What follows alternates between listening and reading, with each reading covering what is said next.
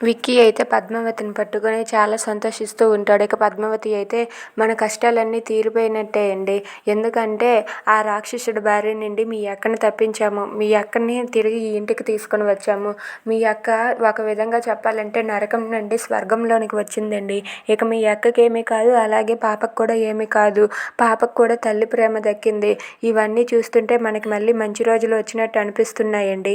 అయినా మీ అక్క ఇంటికి వచ్చేసింది కదా, ఇక మనం ఎప్పుడు హ్యాపీగానే ఉంటాము అని చెప్పి పద్మావతి విక్కీతో అంటూ ఉంటుంది. అది విని విక్కీ అయితే అవును పద్మావతి, నీ కారణంగానే ఇవన్నీ జరిగాయి, నువ్వే కానీ లేకపోతే ఏమయ్యేది అని చెప్పి అంటూ ఉంటాడు. అది విని పద్మావతి అయితే అదేం లేదులేండి, మనం కలిసి చేసాం, కలిసే పోరాడాము, మీ అక్కను కూడా కలిసే తీసుకుని వచ్చాము అని చెప్పి పద్మావతి విక్కీతో అంటూ ఉంటుంది. అది విని విక్కీ అయితే పద్మావతి వైపు చూస్తే చాలా సంతోషిస్తూ ఉంటాడు.